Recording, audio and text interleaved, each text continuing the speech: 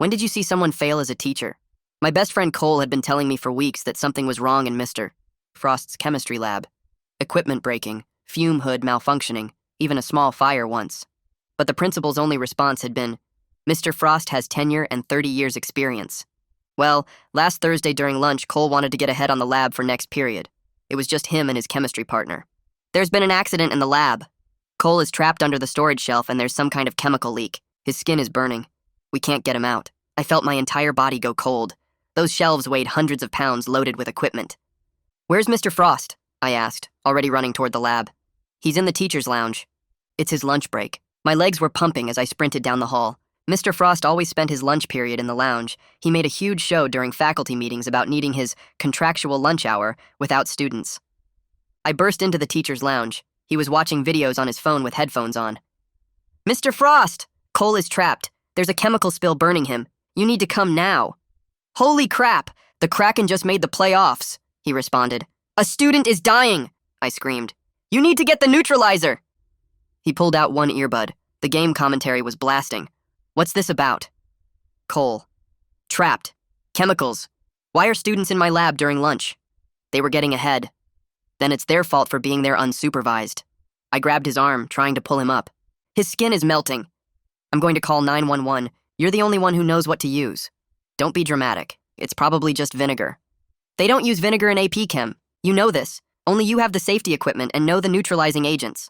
I'm on my lunch break. Union rules. Give me 20 minutes. Another student texted me a photo at 12:15. Cole pinned on the floor, his arm covered in white foam, blisters spreading up his neck. The text said, he's not responding anymore. Can barely breathe. I ran back to Mr. Frost, tears streaming. He's unconscious. Unconscious. Get up. Stop overreacting. And stop interrupting. You made me miss that power play. That would have tied the game. Now we're down by 2 because you're panicking. I left and called 911, explaining everything through sobs. They said they'd come immediately, but confirmed what I already feared. They couldn't move him without knowing what chemicals were involved. When the paramedics arrived at 12:20 p.m., Cole was still trapped.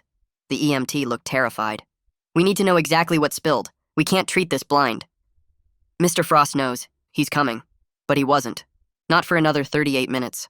I tried calling the principal's office. My best friend is dying. Mr. Frost is in the teacher's lounge watching hockey. He has the chemical inventory. Please make him help. Teachers are entitled to their lunch break. I can't force him to work off the clock. It's not about work. A child is dying. I'll send him an email. The fire department arrived. I begged them to call him, thinking first responders would get through. The fire chief tried.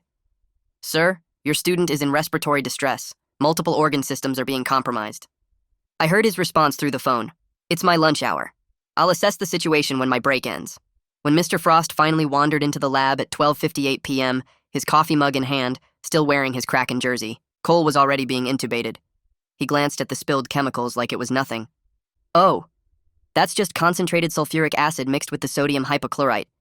Though you should know, your hysteria made me miss the entire overtime. I couldn't speak. Our friend was having seizures. The doctor had just explained his lungs were functioning at 30%. Mr. Frost turned to the EMT, not even looking at Cole on the stretcher. This is because the shelf was defective, right? Structural failure? Sir, this is because he didn't receive proper treatment for over 40 minutes during a life-threatening situation. Mr. Frost's face went dark. He spun toward me. You should have made sure students weren't in my lab during lunch. What kind of friend lets someone work with chemicals unsupervised? The safety protocols were your job. The inventory was at your desk. Don't you dare blame this on me. Students aren't allowed in labs during lunch. You chose to break the rules. If you'd followed policy, this wouldn't have happened. The doctor interrupted to explain Cole would need a ventilator indefinitely, possibly forever. We had no idea if he was ever going to breathe on his own again. Mr. Frost pulled out his gradebook and started writing. I need to document this violation. 2 days later, I was with Cole in the emergency room, and Mr. Frost was teaching when I got the news. Cole's lungs failed. He didn't make it. I cried so hard I couldn't see straight, and over the next 24 hours I left over 65 messages with the school, but Frost didn't even visit once. I remember that's when I stopped crying. Not because I wasn't shattered, I was. And not because my world wasn't destroyed, it absolutely was. But because I knew I had to destroy everyone who didn't help, and I was about to show them exactly how far a grieving friend is willing to go. That first night after leaving the hospital, I couldn't sleep, so I opened my laptop and started typing everything down. My fingers were shaking, but I forced myself to keep going, recording every single word Mr. Frost said about that hockey game, how he complained about missing the power play while Cole was dying. I typed the exact times: 12:15 when I got the photo of Cole on the floor, 12:20 when the paramedics arrived, 12:58 when Mr. Frost finally showed up with his coffee. I wrote down how the principal said she couldn't force him to work off the clock and how she'd send him an email while a student was having seizures. The rage burning in my chest kept me focused when the grief tried to pull me under, and I saved the document in 3 different places on my computer, emailed it to myself, and printed 2 copies. Around dawn, my phone finally died from all the typing, so I plugged it in and texted Cole's chemistry partner, asking him to write down everything he saw before anyone at the school told him what to remember. Within an hour, he sent back 3 pages describing how the shelf fell, the chemical smell that made his eyes burn, how Cole kept asking where Mr. Frost was and saying his skin was on fire. He wrote about trying to lift the shelf, but it was too heavy, how the white foam spread across Cole's arm, how Cole stopped talking after about 10 minutes. I saved his account in multiple places too, making sure nothing could get lost or deleted. That afternoon, Cole's parents called me, their voices broken and quiet, asking if I could explain what happened during those 40 minutes when Mr. Frost wouldn't help. I drove to their house with my printed timeline and sat at their kitchen table while they read it, watching Cole's dad's face turn hard as stone when he got to the part about the hockey game. His mom kept wiping her eyes and asking if this was real, if a teacher really let her son die for a lunch break, and all I could do was show them the timestamps and the photo from 12:15. They made copies of everything, and Cole's dad said he was going to make some calls. Monday morning, I walked into the principal's office with my stack of printed evidence, but she barely looked up from her computer when I came in. She said the district was already conducting an internal review and I should let them handle it, that they had procedures for these situations. When I told her about Mr. Frost watching hockey while Cole was dying, she said Mr. Frost was on his contractual break, and the union agreement was very clear about protected lunch periods. I left the papers on her desk anyway, and walked out when she started talking about how students weren't supposed to be in labs unsupervised. That afternoon, I was sitting outside school when a guy approached me and introduced himself as Griffin Snyder from the local paper. He said he'd heard about a student death and some kind of delayed response, and he wanted to know if I could tell him more about what happened. I handed him a copy of my timeline and watched his eyes get wider as he read about the 40-minute delay, taking notes and asking me to confirm the times again. He said this was going to be a major story and asked if Cole's parents would talk to him. The next day, Cole's parents got a call from someone named Maya Coleman, who said she was a civil attorney who specialized in institutional negligence cases. She'd read Griffin's initial article online and thought there might be a strong case for wrongful death based on the deliberate indifference shown by the school. Cole's parents asked me to come meet with her at their house to share everything I knew, so I brought my laptop with all the documentation. The school assigned a counselor named Viola Presley to provide grief support for students affected by what happened. She seemed nice enough at first, asking how I was sleeping and if I was eating, but she kept steering our conversation away from what Mr. Frost did and toward processing the stages of loss. When I tried to talk about the 40 minutes of waiting, she'd redirect to breathing exercises or ask about happy memories with Cole. After our second session, I realized she'd been told to keep us from getting angry, to make us accept what happened instead of fighting back. That weekend, I spent hours creating a master document with every text, photo, timestamp, and piece of evidence from that day. Maya had told us the school would try to muddy the timeline, claim things happened differently, so we needed bulletproof documentation of every single detail. My laptop turned into Command Central with folders for medical records, witness statements, photos, and official communications. I barely ate or slept, just kept organizing and backing up files. Tuesday morning, I was walking to class when I passed Mr. Frost in the hallway, and he actually smirked at me. He said Cole shouldn't have been in the lab unsupervised, that students who break rules have to accept consequences. I pulled out my phone and started recording as he kept talking, saying it was a shame, but rules exist for a reason. My fists clenched so hard my nails cut into my palms, but I kept the phone steady, getting his casual dismissal of a dead student recorded forever. Friday night, Cole's parents organized a vigil in the school parking lot, and half the town showed up with candles and flowers. Students got up and shared stories about other times Mr. Frost had ignored safety problems, like when the fume hood wasn't working but he made them do the lab anyway, or when a student got a chemical burn and he said to just run water on it. Parents started asking hard questions about why nothing was done before someone died, and I could see the principal watching from her office window on the second floor, probably already calling the district lawyers. Saturday morning, I checked Griffin's article online and scrolled down to the comments section, even though I knew I shouldn't. Someone claiming to be a teacher wrote that students who break rules have to accept what happens to them. Another comment said Cole knew the risks of being in the lab without permission. My stomach turned as I read comment after comment, blaming my dead best friend for his own death. One person even wrote that Mr. Frost was just following union rules and couldn't be expected to work during lunch. I threw my phone across the room and it cracked against the wall. Monday after school, I was shoving books in my locker when Kellen Woods walked up holding a thick folder. He said he'd been sending emails about the broken fume hood for 2 months before Cole died. He opened the folder and showed me printed copies of every email he'd sent to the principal and her responses. Each one said, Mr. Frost had checked the equipment and assured them everything was safe. The dates went back to early September with photos showing the hood not working properly. Kellen said he kept everything because his dad told him to always document safety problems. We went to the library and made copies of everything, then added them to the growing evidence file on my laptop. That Wednesday, the district sent out an announcement that they were bringing in an independent investigator to review what happened. They promised complete transparency and said the investigator would interview everyone involved. But when I looked up her name online, I found 3 other cases where she'd cleared school districts of any wrongdoing after student injuries. Cole's parents called Maya right away, and I could hear the worry in their voices over the phone. Maya said this was typical damage control, and we needed to stay focused on building our case. 2 days later, I got a call to deliver our evidence to the investigator's temporary office in the district building.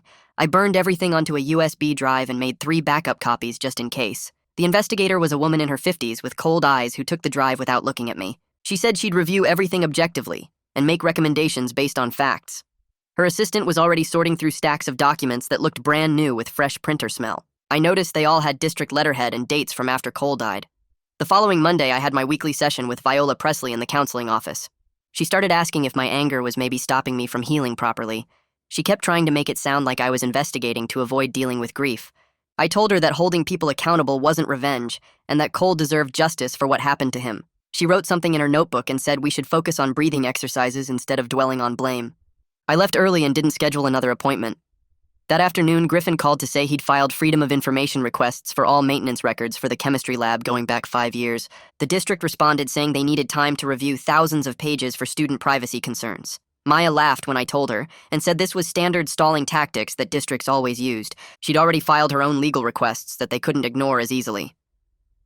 Thursday night was the safety committee meeting at the school, and Cole's parents asked me to come. The district lawyer spent the whole time talking about how Cole was in the lab without permission. He kept saying policy violations led to tragic consequences and that students need to follow rules.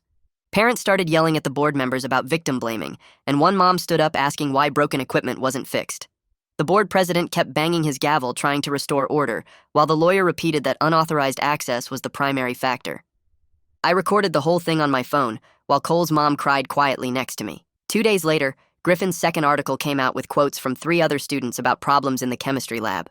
One student described getting burned when the fume hood didn't work, and another talked about chemicals stored wrong. The district's PR person released a statement within hours, calling the article sensationalized and defending their excellent safety record.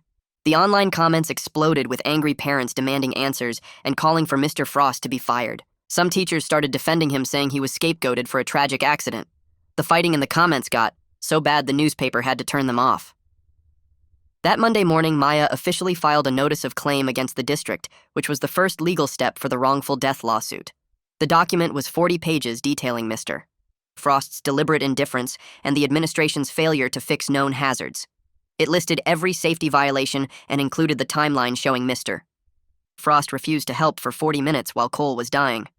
The district had 60 days to respond, and Maya said they'd probably offer a small settlement with a gag order. Cole's parents said they wanted the truth public more than they wanted money. Wednesday afternoon, I got called to the principal's office where she sat behind her big desk looking serious. She suggested I might face disciplinary action for being in the chemistry lab area during lunch that day. She said my presence contributed to the chaos and made the situation worse. She pushed a paper across the desk for me to sign, acknowledging I'd violated school policy by being in a restricted area. I stood up and walked out without signing anything or saying a word.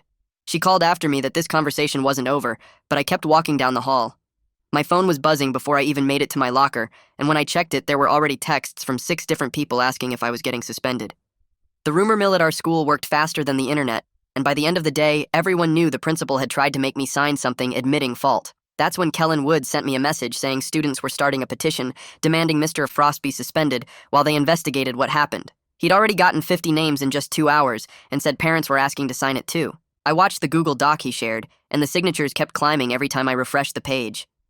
By Friday morning, we had over 300 names, and someone's mom had printed copies to put at local businesses. The coffee shop downtown had a stack next to the register, and I saw people signing while waiting for their drinks. Saturday afternoon, the count passed 800 with students, parents, and even some teachers adding their names. The school board released a statement Monday morning saying they couldn't comment on personnel matters during an ongoing investigation, but we kept collecting signatures anyway. That same Monday afternoon, I got called to the district office where the investigator was set up in a conference room with a court reporter typing on one of those small machines. She asked me the same questions over and over for 3 hours, always coming back to why Cole was in the lab during lunch. I kept giving her the timeline with all the timestamps, but she barely asked about the 40 minutes Mr. Frost refused to help. The court reporter typed everything, while the investigator kept pushing me to admit Cole broke school rules by being there. I stuck to the facts about Mr. Frost watching hockey while Cole was dying, but she seemed more interested in documenting policy violations than the actual death. When I finally left that interview, my hands were shaking from holding back everything I wanted to scream at her. Viola found me in the parking lot and suggested we meet at her office to talk about managing what she called my completely justified anger. We spent 2 hours making lists of specific goals like getting safety protocols changed and holding people accountable and making sure this never happened to another student. She helped me see that having clear targets for my energy was better than just being mad at everything. Writing down each goal and the steps to reach them made me feel less like I was drowning in rage and more like I had a map to follow. Griffin called me Wednesday night saying his Freedom of Information request had finally come through with something big. The maintenance department had tickets showing the fume hood in Mr. Frost's lab was reported broken 6 different times over 2 months. Every single ticket was marked resolved, but there was no documentation of any actual repair work being done. Maya said this was exactly the kind of evidence she needed to show the school knew about the danger and ignored it. 3 more students reached out to me that week with their own stories about Mr. Frost dismissing safety problems. One girl showed me photos of a chemical burn on her hand from last semester that Mr. Frost had called minor without even looking at it. Another student had emails where he'd reported a gas leak smell, and Mr. Frost replied saying it was probably just someone's lunch. Their parents started joining our group and demanding the school board take real action instead of hiding behind personnel policies. Griffin's source at the district sent him internal emails late Thursday night that made everything even worse. The administrators had been discussing the chemistry lab problems in writing for months, but decided fixing the equipment wasn't in the budget this year. One email specifically said they were counting on Mr. Frost's 30 years of experience to manage the risks without spending money on repairs. Maya called it deliberate indifference and said it showed they knew students were in danger and chose to save money instead. Friday morning, a certified letter arrived at my house from the teachers' union lawyers, warning me about harassment of their member, Mr. Frost.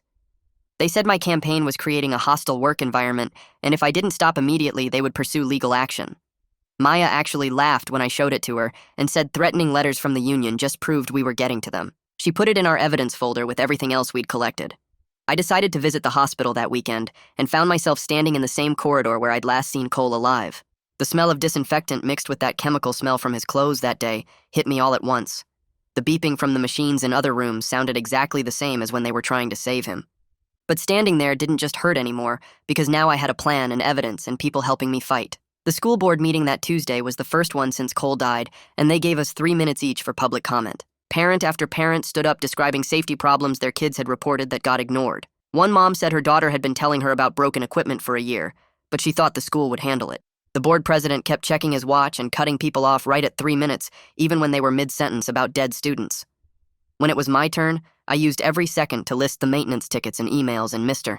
Frost's 40-minute delay while Cole burned. The board members stared at their phones or shuffled papers instead of looking at any of us speaking. 2 days later, Roland Guerrero from the State Safety Agency finished his inspection of the chemistry lab, and his preliminary report was damning. He found multiple violations, including improper chemical storage and broken safety equipment and missing emergency protocols. The worst part was where he wrote that proper emergency response within the first 10 minutes could have prevented the fatal outcome.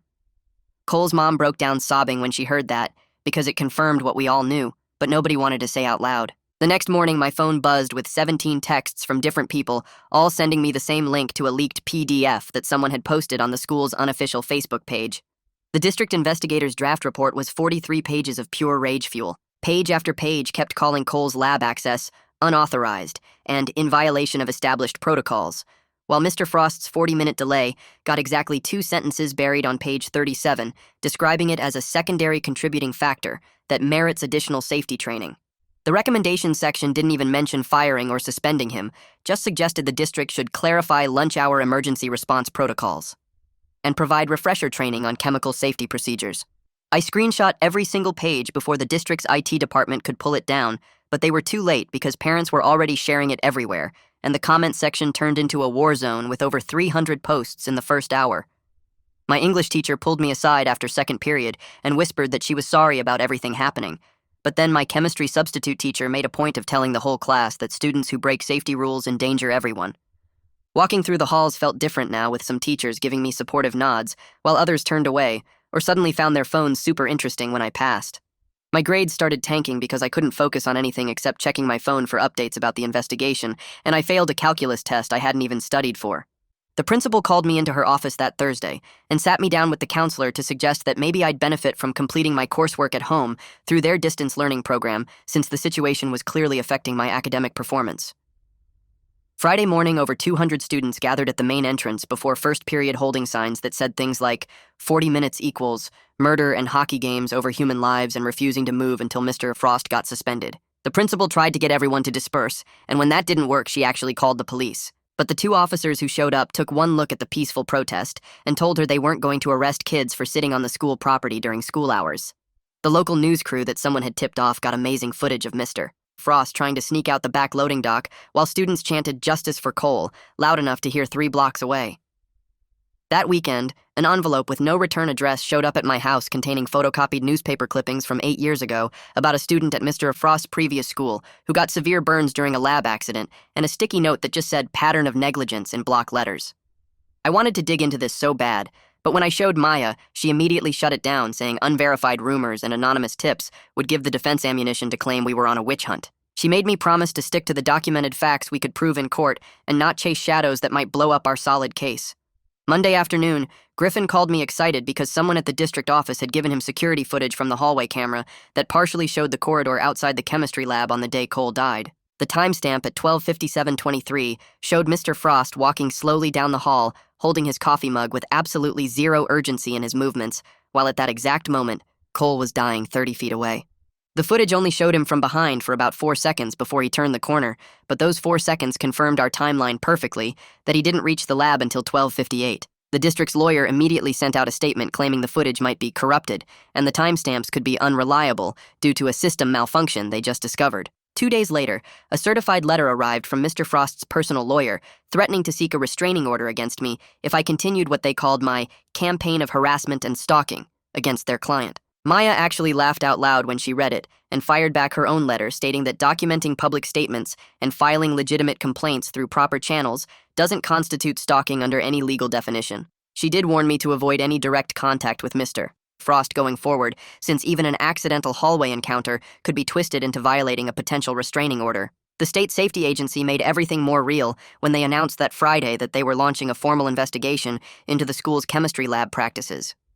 And emergency response procedures with potential fines up to $500,000 and mandatory reforms that could shut down the science department. The district immediately sent out a press release promising their full cooperation while quietly hiring a team of expensive consultants from Seattle to help them prepare for the investigation. The fire chief, who had responded to Cole's emergency, decided he'd had enough of the district's spin and wrote a public letter to the newspaper describing exactly what happened that day, including how he personally begged Mr. Frost over the phone to provide the chemical information while Cole's organs were failing. His exact words were, "I've been a first responder for 23 years, and I've never encountered such callous disregard for human life," which carried serious weight since everyone in town respected him.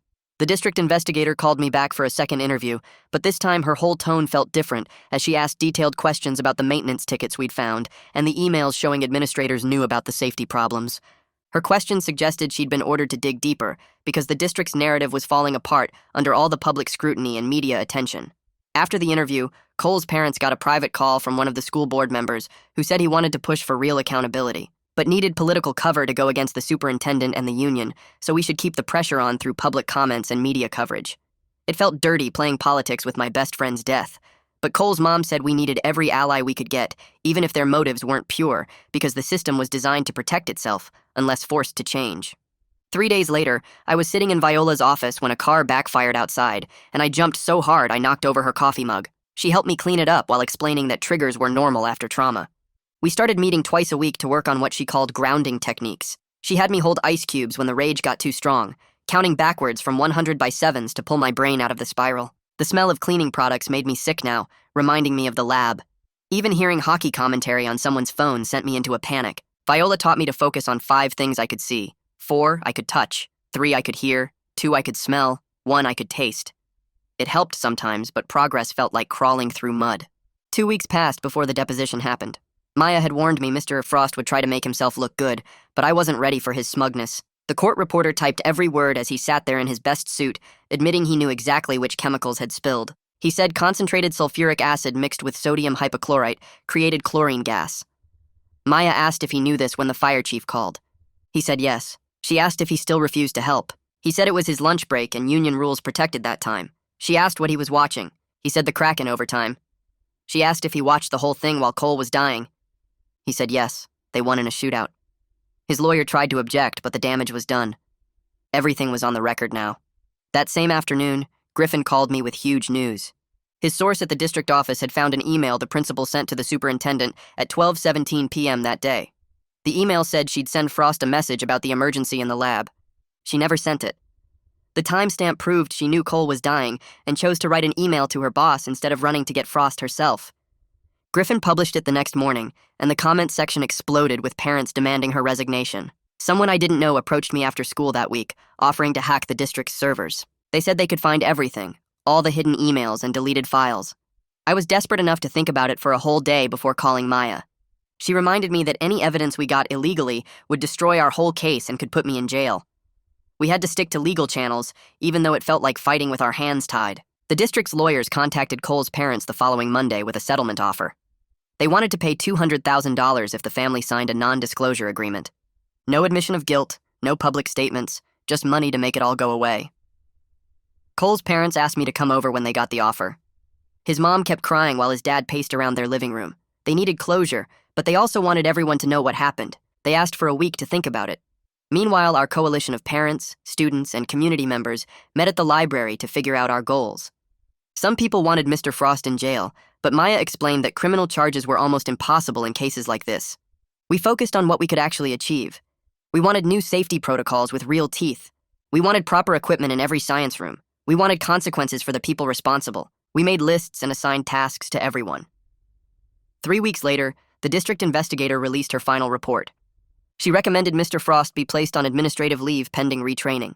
She suggested new emergency protocols requiring immediate response no matter what. It felt like such a weak response for a dead student. The school board scheduled a vote for the next Thursday. We organized everyone to show up and speak during public comment. The meeting was packed with standing room only. The board voted 4-3 to place Mr. Frost on paid administrative leave. He'd still get his salary, but at least he was out of the classroom. The principal announced new emergency procedures that specifically said teachers had to respond immediately to any emergency, regardless of break times or union rules. It wasn't the firing we wanted, but it was something. Students decided to take safety into their own hands. They organized a forum and asked Roland to teach proper chemical handling and emergency procedures. The auditorium was completely full with kids taking notes and asking questions. We were doing what the school should have done years ago. Roland showed them how to identify different chemicals, what to do if there was a spill, how to use the eye wash stations that half of them didn't even know existed. He gave out his personal cell number and told students to call him directly if they ever felt unsafe in a lab. The state agency finally issued their preliminary citations 2 days before winter break. $50,000 in fines for safety violations, including improper chemical storage, inadequate ventilation, missing safety equipment, and failure to maintain emergency protocols. They required monthly inspections going forward and mandatory safety training for all science teachers. The district had 30 days to show they'd fixed everything or face bigger fines. They suddenly found money in the budget for new fume hoods, eye wash stations, chemical storage cabinets, and emergency shower stations. All the things Cole had been asking about for months before he died. 2 weeks after the new equipment got installed, I finally made myself walk down the science hallway. The chemistry lab door had yellow tape across it and a sign saying the room was closed for renovations. My chest got tight seeing that door, but my feet kept moving past it. The smell of chemicals was gone, replaced by fresh paint from the other classrooms getting updated safety stations. I stopped at my locker and grabbed my books for environmental science, the class I'd switched into after everything happened. The guidance counselor had helped me adjust my schedule and rewrite my college applications to reflect the change. She didn't ask why I couldn't stay in AP chemistry, and I didn't have to explain. Cole's parents called me that afternoon to say they were officially filing the civil lawsuit. Maya had prepared everything, and the complaint was now public record with every detail from that day laid out in legal language. The district's insurance company contacted them within hours, wanting to start settlement talks. I sat at my computer that night and started writing about Cole for the school paper. Not about the accident or the 40 minutes or Mr. Frost watching hockey. I wrote about how Cole used to make terrible chemistry puns during lunch and how he wanted to be a doctor who worked with kids. I wrote about his collection of vintage band t-shirts and how he'd wear them under his lab coat. I wrote about the time he stayed up all night helping me study for the SATs, even though he'd already taken them. The editor published it on the front page the next week. 3 months of lawyers going back and forth, and the district finally agreed to a settlement. Cole's parents got money for damages, but more importantly, the district had to implement new safety protocols and mandatory emergency response training for all staff. They also had to create a fund specifically for lab improvements and safety equipment. Cole's mom told me they accepted because protecting future students is what Cole would have wanted. The school board meeting where they formally adopted what they called the Cole Protocol was packed. Every seat was taken and people stood along the walls. The new rule required immediate response to any student emergency, no matter what time it was or whether teachers were on break. Union rules couldn't override student safety anymore. They also approved funding for new safety equipment in every science classroom and emergency stations, with clear instructions posted everywhere. Board members kept saying it shouldn't have taken a student dying to make these changes, but at least they were finally happening. I heard from Griffin that Mr. Frost had submitted his retirement paperwork the day before the board meeting. He didn't want to face termination hearings, so he took early retirement instead. The principal got transferred to a desk job at the district office doing paperwork where she couldn't make decisions about student safety anymore. Neither of them faced criminal charges, even though some parents pushed for it. Their careers in education were done, though. The state agency released their final report 2 weeks before graduation. They confirmed systemic failures at every level and hit the district with the maximum fine they could issue. The district had to submit to quarterly inspections for the next 3 years, and other schools across the state started reviewing their own safety protocols because of our case. Roland sent me a copy of the report with a note saying Cole's death had sparked statewide changes. Cole's parents announced the memorial scholarship at what would have been his 19th birthday party. They'd use part of the settlement money to help students interested in chemistry and medicine pay for college. The first recipient was Cole's lab partner, who'd been with him during the accident. He was planning to study chemical safety engineering now, wanting to prevent what happened to Cole from happening to anyone else. Something good was finally coming from all this pain. Graduation day arrived, and the new principal asked everyone to observe a moment of silence for Cole. They'd set up an empty chair with a cap and gown where he would have sat with our class. When they called my name to speak as one of the student speakers, I looked at that empty chair and talked about Cole's life, not his death. I talked about his dreams and his terrible jokes, and how the changes made in his name would protect students for years to come. I talked about how he'd wanted to save lives as a doctor, and how in a way he was still saving lives through all the safety improvements. Parents were crying, and even some teachers wiped their eyes. After the ceremony, Cole's parents hugged me and said Cole would have been proud of what we'd accomplished. The district had changed, the state had taken notice, and students were safer because we didn't let them sweep his death under the rug. Mr. Frost was gone, the principal was gone, and the Cole protocol was permanent. We couldn't bring Cole back, but we'd made sure his death meant something. Standing there in my cap and gown, holding my diploma, I felt the weight of these past months starting to lift just a little. The anger was still there, but it had served its purpose. We'd fought, and we'd won the changes Cole deserved. Other students would work in safe labs with proper equipment and teachers who couldn't ignore emergencies for hockey games. That empty chair would always hurt to see, but at least now it represented change, not just loss. Summer arrived and my therapy sessions with Viola shifted from twice a week to just once a month.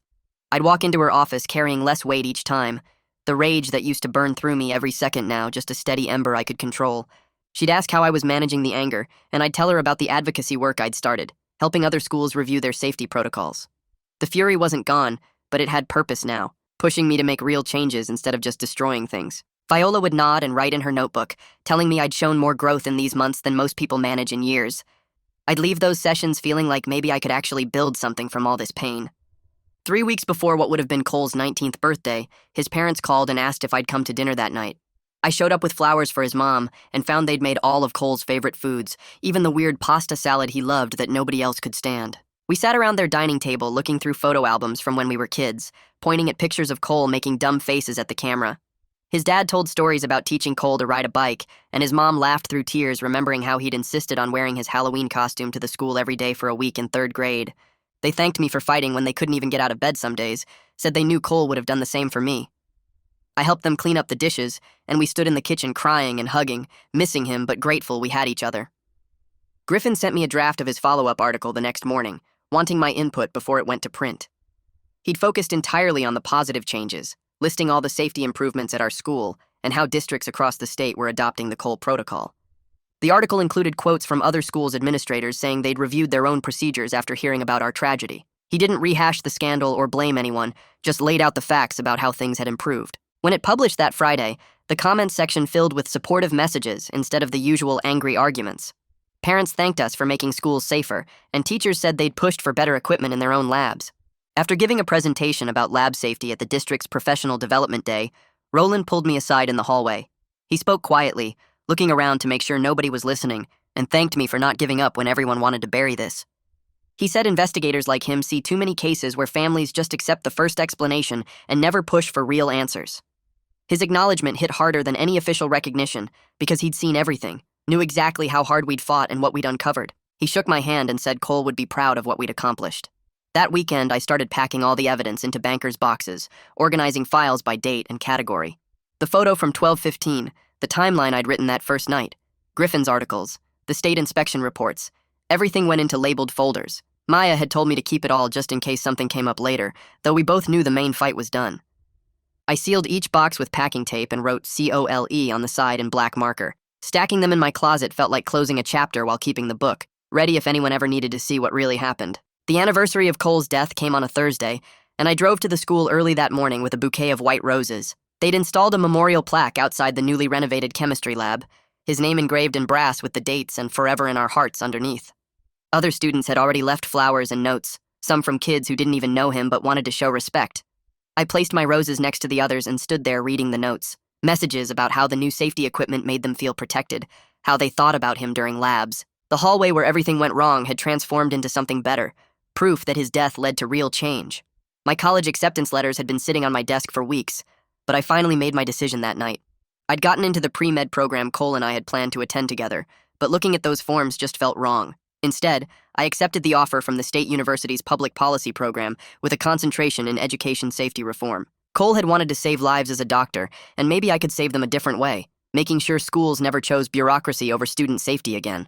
My parents thought I was making a mistake giving up medicine, but this path felt right, like I was carrying forward what Cole started. 6 months after graduation, I stood in my dorm room unpacking the last box of books for my policy analysis class. The rage that used to crush my chest every morning had faded to something manageable, a dull ache instead of sharp pain. Cole was still gone, and that would never be okay, would never stop hurting, but his death had forced real changes that would protect kids for years. The Cole protocol was mandatory statewide now. Teachers couldn't ignore emergencies for any reason, and labs had proper safety equipment.